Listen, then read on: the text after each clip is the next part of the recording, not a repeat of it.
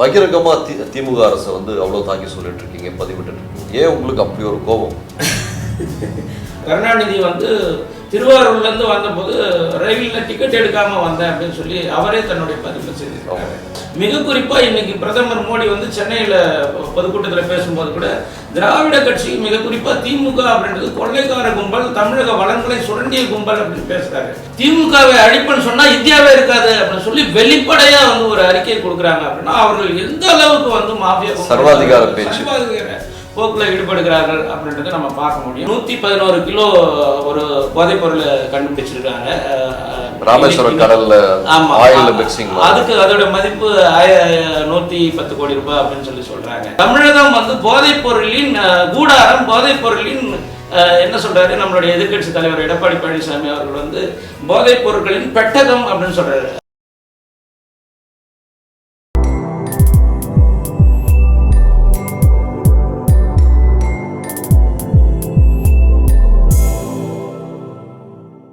உலகெங்கும் இருக்கும் போஸ் தமிழ் மீடியா நேயர்களுக்கு வணக்கம்.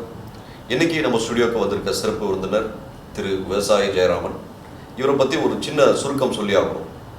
என்னன்னு பார்த்தீங்கன்னா, இந்த ஒரு பர்டிகுலர் மனிதர் வந்து கடந்த 8 தேர்தலில் சுயேட்சையாகவே நின்றிருக்காரு. அது மட்டும் இல்லாமல் வெற்றி பெறல என்றாலும் கூட இவரோட விடாமுயற்சி, ஒரு விவசாயியாக இருந்து கொண்டு தமிழ்நாட்டின் ஒவ்வொரு விஷயங்களிலும் கூர்ந்து கவனித்து மக்களுக்கு தேவையான விஷயங்களை தேவைப்படும் போது தன்னுடைய பத்திரிகையின் மூலமாகவும் நண்பர்கள் மூலமாகவும் அவ்வப்போது தெரிவித்துக் கொண்டிருக்கிறார்.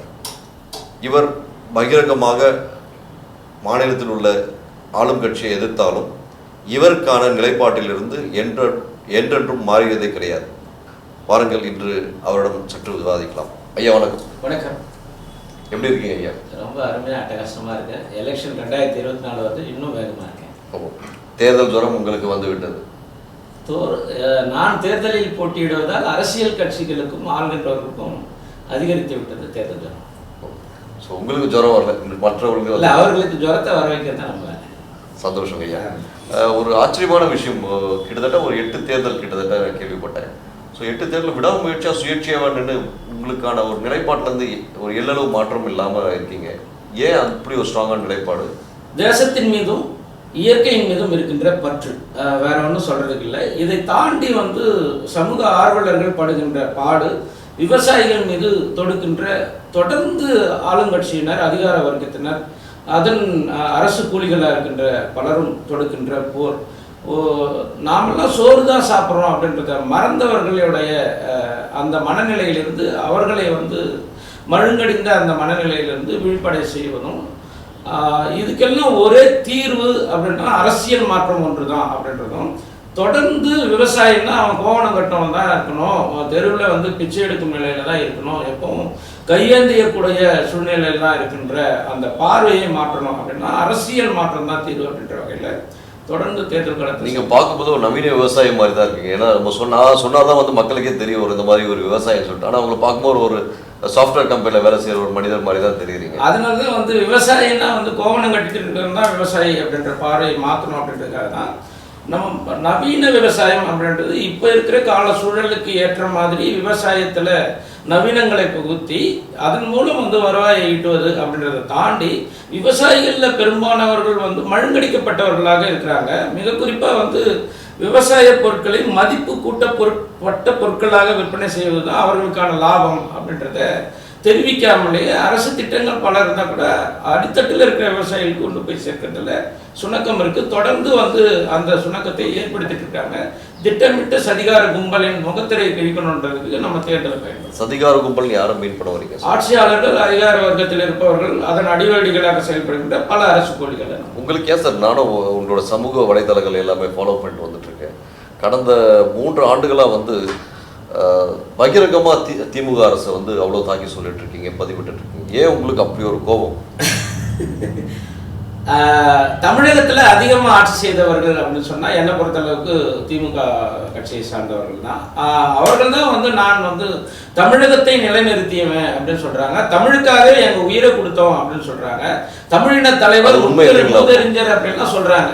அது முற்றிலும் பொய் அப்படின்றது அனைவருக்கும் தெரியும். ஆனால் தமிழ் ஆர்வலர்களும் தமிழ் பற்றாளர்கள் கூட வந்து அவர்களை எதிர்த்து வந்து ஒரு கேள்வி கேட்க தயங்குறாங்க. அதன் வெளிப்பாடாக தான் இதை நம்ம பார்க்குறோம். மிக குறிப்பாக வந்து தமிழகத்துடைய முன்னாள் முதலமைச்சராக இருந்த இறந்தவர் கருணாநிதி வந்து திருவாரூர்லேருந்து வந்தபோது ரயிலில் டிக்கெட் எடுக்காமல் வந்தேன் அப்படின்னு சொல்லி அவரே தன்னுடைய பதிவில் செஞ்சிருக்காரு. அப்படி இருக்கும்போது இன்னைக்கு எந்த நிலத்துல அவங்க குடும்பம் வந்து பயிர் செய்தது, எந்த மாதிரியான தொழிலை செய்தார்கள், இன்னைக்கு உலக பணக்காரர்கள் வரிசையில இருக்கிறதுக்கு யார் காரணம், ஏன் அப்படின்ற மாதிரியான கேள்விகளையும் இன்னைக்கு வந்து திராவிட மாடல் ஆட்சி மன்னிக்கணும், எந்த தொழில் செஞ்சாலும் இன்னைக்கு ஒரு உச்சத்துல வந்திருக்காங்க, அதை நம்ம அங்கீகரிக்க தானே ஐயா செய்யணும். அதை விட்டுட்டு ஒரு தொழில் ரீதியா அங்கீகாரம் அப்படின்றத நம்ம மறுக்கவே இல்லை. ஏன்னா இன்னைக்கு அம்பானி அதானி அந்த மாதிரியான அவர்கள்லாம் எப்படி முன்னுக்கு வராங்க அப்படின்னா, எலான் மஸ்க் வந்து இன்னைக்கு 2ஆம் நிலை பணக்காரர் வட்டியில் தள்ளப்பட்டிருக்கிறார். இதெல்லாம் வந்து நம்ம கேள்வி கேட்க தயாரா இல்லை. ஆனால் நேர்மையான முறையில் இவர்கள் சம்பாதித்தார்களா அப்படின்ற ஒரு கேள்வியை நம்ம முன்வைக்க வேண்டியிருக்கு. மிக குறிப்பா இன்னைக்கு பிரதமர் மோடி வந்து சென்னையில் பொதுக்கூட்டத்தில் பேசும்போது கூட திராவிட கட்சி மிக குறிப்பா திமுக அப்படின்றது கொள்ளைக்கார கும்பல், தமிழக வளங்களை சுரண்டிய கும்பல் அப்படின்னு பேசுறாரு. ஒரு பிரதம மந்திரியே, நாட்டின் பிரதம மந்திரியே பேசுறாருன்னா இவர் எவ்வளவு பெரிய மாஃபியா கும்பலா இருக்கிறாங்க அப்படின்றத அவர் வார்த்தையில இருந்து நம்ம புரிஞ்சுக்க முடியும். நாட்டின் பிரதமர் பேசுறது எல்லாமே சரின்னு சொல்ல வரீங்களா? எல்லாமே சரி அப்படின்னு சொல்ல முடியாது. உச்சபட்ச அதிகாரம் அப்படின்றது நாட்டின் பிரதமர். அதையும் தாண்டி இன்னைக்கு நீதிமன்றம்ல வந்து திமுக நாட்டின் பிரதமரா வந்து சொல்ல வரல, ஒரு கட்சியோட பொறுப்புல இருக்கிற நபரா தான் அந்த ஒரு வார்த்தையை அவருடைய இயலாமை, நாட்டின் பிரதமராக அவருடைய இயலாமையை தன்னுடைய கட்சியின் மீட்டிங்ல பேசுறாரு. நாட்டின் பிரதமராக இருந்து என்ன கேட்டா வந்து என்னைக்கு அன்னைக்கு வந்து திமுக வந்து விஞ்ஞானபூர்வ ஊழலில் ஈடுபட்டார்கள் அப்படின்னு ஆள்கின்ற போதே வந்து சர்க்காரியா கமிட்டியோட அறிக்கையின் அடிப்படையில் ரத்து செய்தாங்க. அந்த அவர் ஆட்சியை முடிவுக்கு கொண்டு வர்றார். இன்னைக்கு வந்து பாரத பிரதமர் வந்து மோடி அவர்கள் வந்து திமுகவை பார்த்து பயப்படுறாரு அப்படின்னு தான் நான் பாக்குறேன். பிரதமர் ஆச்சரியமான விஷயம் சார். ஒரு பிரதமர் போய் ஒரு தனிப்பட்ட மாநிலத்தில் இருக்க ஒரு கட்சியை பார்த்து பயப்படுறான்னு சொல்ற ஒரு பெரிய பதிவு. அவ்வளவு பெரிய சதிகார வலையை பின்னக்கூடிய வல்லமை மிக்கவர்களாக இவங்க இருக்கிறாங்க அப்படின்னு தான் நம்ம பார்க்கிறோம். மிக குறிப்பா வந்து இந்தியாவுடைய 2ஆம் நிலை கட்சியா இருக்க வேண்டிய தகுதி அனைத்தும் இருக்கக்கூடிய வந்து இப்போதைய சூழல்ல காங்கிரஸை சொல்லலாம். ஆனால் இன்னைக்கு வந்து காங்கிரஸ் இருக்கா இல்லையா, அது சவப்பெட்டிக்கு போயிடுச்சுன்னு பல காங்கிரஸ்காரர்களே சொல்றதை நம்ம பார்க்கணும். உண்மை. அப்படி இருக்கிற சூழலில் காங்கிரஸும் வந்து திமுகவை ஆதரிக்கிறது. வருங்காலங்களில் வந்து இந்தியாவின் எதிர்முகம், அதாவது பாஜக அப்படின்ற பெரும் அசுர வளர்ச்சியில் வளர்ந்து கொண்டிருக்கின்ற நரேந்திர மோடிக்கு எதிரியாக வந்து திமுகவுடைய ஸ்டாலினை தான் அவங்க பிரதியிட்டு காவிக்கு போறாங்க அப்படின்னு கூட நம்ம சொல்லிட முடியும். அந்த அளவுக்கு வந்து அசுர பலத்தோட இருக்காங்க. அந்த கட்சியை சார்ந்த ஆராசாலாம் போன வார பேட்டியில நீங்க பார்த்துக்கலாம். திமுகவை அழிப்புன்னு சொன்னா இந்தியாவே இருக்காது அப்படின்னு சொல்லி வெளிப்படையா வந்து ஒரு அறிக்கை கொடுக்குறாங்க. அப்படின்னா அவர்கள் எந்த அளவுக்கு வந்து மாஃபியா சர்வாதிகார பேச்சு போக்குல ஈடுபடுகிறார்கள் அப்படின்றத நம்ம பார்க்க முடியும். அதனாலதான் ஆராசா பொறுத்த வரைக்கும் உங்களுக்கு தெரிஞ்சிருக்கும், மக்களுக்கு எல்லாருக்கும் தெரியும். அவரோட பேச்சிலையும் சரி செயல்பாடுகளையும் சரி எப்பவுமே வந்து ஒரு கீழ்த்தனமான அரசியல் செய்யக்கூடிய மனிதர் மாதிரி தான் தென்படுது. பட் இருந்தாலும் கூட அவர் அந்த திராவிட கொள்கையில வரும்போது அவர் கொஞ்சம் தீர்க்கமான ஒரு மூர்க்கமான மனிதராக தென்படுறாரு. திராவிட கொள்கையில வரும்போது கொள்கை நிலைப்பாட்டோட பேசுறது வேறு, இந்திய இறையாண்மைக்கு எதிராக பேசுறது வேறு. நம்ம இந்திய இறையாண்மைக்கு எதிராக பேசுறது தான் வன்மையா கண்டிக்கிறோமே தவிர அவர்கள் கொள்கையை அவங்க பரப்புறதுல இல்ல மற்ற மாற்று கருத்துடைய சிந்தனையாளர்களை மிரட்டுவதில் நமக்கு உடன்பாடு இல்லை. அவங்க யாரும் வழக்கு போடவே இல்லை அவர் மேல. எவ்வளோ, அதாவது நீங்க சொன்ன மாதிரி இறையாண்மைக்கு எதிராகவும் இந்துக்களுக்கு எதிராகவும் சிலைகளுக்கு எதிராகவும் நிறைய வன்மையான கருத்துக்களை பேசியிருக்காரு. ஆனா பெருசா அவர் மேல யாரும் பெரிய வழக்கு பதிவு செய்து ஒரு எம்பின்னு சொல்ற பயம் அவர் மேல எல்லாரும். எம்பின்றதை தாண்டி திமுக சார்ந்த RS பாரதி கொஞ்ச நாளைக்கு முன்னாடி பேசியிருப்பாரு. நீங்க எல்லாம் சமூக வலைதளங்களை பார்த்துருப்பீங்க. என்ன பேசியிருக்கிறாரு, நீதிபதிகளும் நீதிமன்றங்களும் பதவிகளும் நாங்க போட்ட பிச்சை, திமுக போட்ட பிச்சை அப்படின்னு வெளிப்படையா அறிவிச்சிருக்காங்க. இதை கண்டித்து நீதிமன்றத்தில் இருக்கிற நீதிபதிகளோ மாண்பமை நீதிபதிகளோ இல்ல வந்து தன்மானமிக்க நீதிபதிகளோ வழக்காடிகளோ வந்து ஒரு நீதிபதியும் ஒரு வழக்கறிஞர்களும் வந்து அவரோட பேச்சை கண்டித்ததாகவோ இல்ல வந்து அதை வழக்கு தொடர்ந்ததாகவோ தகவல் இல்லை. அப்படி இருக்கும்போது நீதிமன்றங்கள்ல திமுக மாஃபியாக்கள் குண்டர்கள் இருக்கிறாங்க அப்படின்னு அப்படி நீங்க நம்ம என்னோட நிலைப்பாடும் அந்த விஷயம் கொஞ்சம் அடியனோட செயல்பாடு திங்கிங் ப்ராசஸ் அதுல வேற மாதிரி இருந்தது. ஒருவேளை நீதிபதி அவர்கள் இவரெல்லாம் வந்து ஒரு அறிவுத்திறன் இல்லாத மனிதர் அப்படின்னு நினைச்சு விட்டுருக்கலாம் இல்லையா? ஏன்னா RS பாரதியோட குவாலிட்டி ஆஃப் திங்கிங் ஒன்று இருக்கு இல்லைங்களா, அவருக்கு இவ்வளவுதான் லெவல் சொல்லிட்டு நீதிபதிகள் விட்டுருக்கலாம் இல்லையா? சார் நீதிபதிகள் விட்டாங்கன்னா இப்போ நேற்றுக்கு செய்தி பிரேக்கிங் நியூஸ் நீங்க பார்த்துருப்பீங்கன்னு நினைக்கிறேன். டெல்லியை சார்ந்த ஒரு நபர் வந்து ஒரு வழக்கு தொடர்றாரு. என்னன்னா, தெருநாய் வந்து பெரிய அளவில் எங்களெல்லாம் கடிச்சு கொதறுது, அதனால வந்து அதை வந்து கண்ட்ரோலுக்கு கொண்டு வர்றதுக்கு நீங்கள் ஆணையிடணும் அரசுக்கு அப்படின்னு சொல்லி நீதிபதி தன்னுடைய கருத்தை என்ன செய்கிறாருன்னா, தெருவில் போகிற பலர் வந்து நாய்களுக்கு வந்து உணவு அளிக்கிறாங்க, அதனால நாய்கள் வந்து வேற வேலை இல்லாமல் தெருவையே வந்து வாழ்விடமாக பாவிச்சு மற்றவங்களை கடித்து கொதறது தான் அதோட வேலையாக நினைக்குது அப்படின்னு தன்னுடைய கருத்தை பதிவு செஞ்சிருக்கிறார். இதை போன்றவர்கள் நீங்கள் குறிப்பிட இவர்களை எல்லாம் எந்த பட்டியலில் இணைக்கணும்? அவர் நாய்கள் அப்படின்றது விலங்கினத்தை சார்ந்தது. இவர்களை வந்து எப்படி பாவிக்கிறார்கள்? அவர்களை விட கீழ்த்தரமா, விலங்கினங்களை விட கீழ்த்தரமா நீதிபதிகள் பாவிக்கிறார்கள் என்ற கருத்தை எனக்கு ஐயா நீங்கள் சொல்கிற வார்த்தை ரொம்ப பெரிய வார்த்தையாக இருக்கு. பட் இருந்தாலும் இப்போ எலெக்ஷன் பற்றி பேசுறதால டைரெக்டாக அதுக்கு வரேன் சார். தென்சென்னையில் போட்டியிட போகிறதா சொல்ல வரீங்க. இப்போ கடந்த முறைக்கும் இந்த முறைக்கும் என்ன மாற்றங்கள் மக்களுக்கு செய்யணும்னு நினைக்கிறீங்க? மக்களுக்கு செய்யணும் அப்படின்றத தாண்டி தென்சென்னையில் போட்டியிடுவதற்கு அடிப்படை காரணம் நீங்கள் பலரும் கேட்குற கேள்வியாக நான் புரிஞ்சுக்கிறேன். பலரும் என்ன கேட்குறாங்கன்னா, சார் நீங்கள் ஒரு விவசாயி, நீங்கள் ஏன் வந்து விவசாயம் நிறைந்த டெல்டா மாவட்டங்களில் குறிப்பாக தஞ்சாவூர் போன்ற பகுதிகளில் நீங்கள் போட்டியிடக்கூடாது, சம்பந்தமே இல்லாமல் தென்சென்னையில் போட்டியிட காரணம் என்ன அப்படின்ற மாதிரி கேள்வி வைக்கிறீங்க. நீங்களும் அப்படி தான் வைக்கிறீங்கன்னு நான் நினைக்கிறேன். புத்தி எங்கேலையோ அறிவு எங்கேலையோ அங்கே தான் வந்து வாத்தியார் தேவையில்லை. படிக்காத பையனுக்கு தான் வாத்தியார் சொல்லிக் கொடுக்க வேண்டியிருக்கு. ஆனால் இன்னைக்கு சென்னையில் இருக்கின்ற பலரும் வந்து படித்தவர்கள் அப்படின்ற போர்வையில் தெரிவிக்கிறாங்க. வெள்ளைக்காலர் குற்றவாளிகள் அப்படின்னு தான் பதிவு செய்கிறேன் நான் இவங்க எல்லாம். ஏன்னா தேர்தலில் வாக்களிப்பது அப்படின்றது இன்றியமையாத ஒன்று. வாக்கின் வலிமை உணராதவர்களா இவர்கள் இருக்கிறத பார்க்குறோம். ஏதோ ஒரு மூலையில் வந்து அரைக்குறை ஆடையோடு நடிக்கின்ற நடிகைகள் பின்னாலும், இல்லை வந்து செல்லிடை பேசிகளில் வருகின்ற அபாச வலைதளங்கள் போன்றவைகளில் கவனம் செலுத்துகின்ற படித்த இந்த வெள்ளைக்காலர் குற்றவாளிகள் வாக்களிப்பதை வந்து அவமானமாக கருதுறாங்க. இதுக்கு வெளிப்படையாக நம்ம சொல்லணும்னா, வாக்கு சதவீதத்தை நீங்கள் எடுத்தீங்கனாலே கடந்த தேர்தலில் பார்க்க முடியும். அப்போ இவர்களுக்கு தான் நம்ம விழிப்புணர்வை ஏற்படுத்த வேண்டியிருக்குது. வாக்கு அப்படின்றது தன்னுடைய உயிரை விட விலைமதிப்பு மிக்கது. அதை வந்து மிக குறிப்பா சென்னை போன்ற நகரங்கள்ல இருக்கிறவங்களுக்கு வந்து அந்த நிறுவனங்கள்ல யாரெல்லாம் எங்க நிறுவனத்தில் வேலை செய்யறாங்களோ அவங்களுக்குலாம் வந்து பணத்தையும் கொடுக்குறாங்க. அன்னைக்கு ஒரு நாளுக்கான ஊதியத்தையும் கொடுத்து நீ போய் ஓட்டு போட்டு வா அப்படின்னு சொல்லி அந்தந்த நிறுவனங்கள் வந்து சொன்னா கூட இவங்க ஓட்டு போட மறுக்கிறார்கள். வரிசையில் என்று வாக்களிப்பது அவமானம் அப்படின்னு நினைக்கிறாங்க. இவர்கள் வந்து தேசத்தின் குற்றவாளிகள்.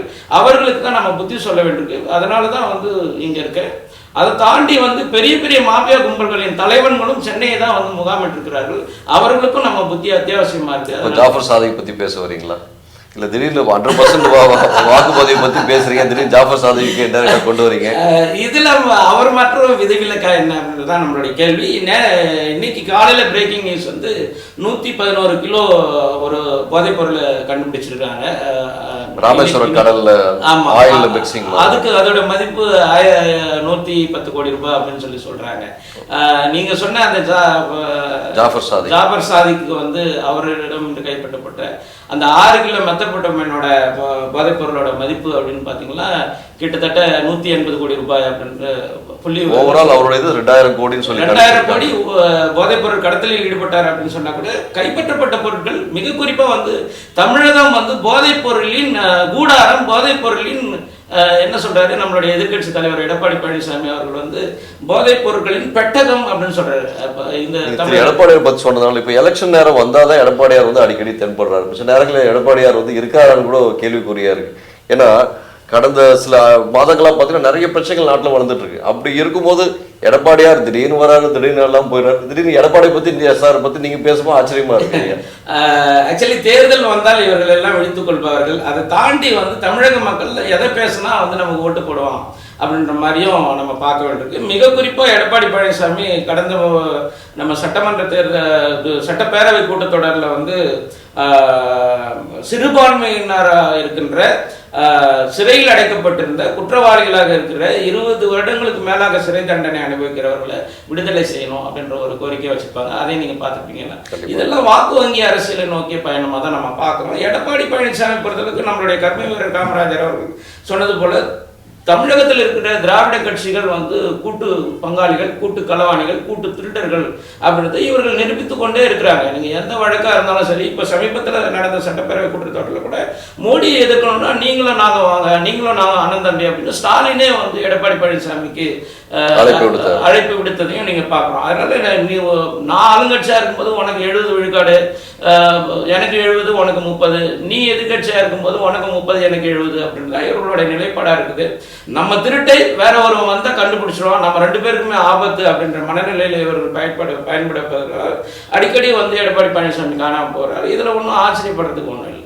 மக்கள் பிரதிநிதியாக களத்தில் இருக்கிறேன், மக்களின் மனசாட்சியாக ஓங்கி உரைக்கிறதுக்கு தேர்தல் களத்திலையும் நிற்கிறேன். என்னை விட தகுதியானவர்கள் தமிழகத்தில் யாருமே இல்லை அப்படின்னு நான் அறுதிட்டு கூற முடியும். நான் ஆளுங்கட்சியாக இருக்கும்போது உனக்கு 70 விழுக்காடு, எனக்கு 70 உனக்கு 30, நீ எதிர்கட்சியாக இருக்கும்போது உனக்கு 30 எனக்கு 70 அப்படின்றதா இவர்களுடைய நிலைப்பாடாக இருக்குது. மிகப்பெரிய வன்மையான கண்டனம். என்னை பொறுத்தளவுக்கு வந்து தைரியம் இருந்தால், தில்லு இருந்தால் ஸ்டாலின் அவர்கள் 1 to 1 என்கிட்ட வந்து எந்த திட்டத்தை பற்றி விவாதிக்க கூட வந்தார்னா நான் விவாதிக்க தயாராக இருக்கேன். மக்கள் நலன் சிந்தனை அப்படின்றது ஒன்றுமே கிடையாது. பணம் கெடுக்கிற அப்படின்னா விபச்சாரத்தில் கூட ஈடுபடுவாங்க இவங்க.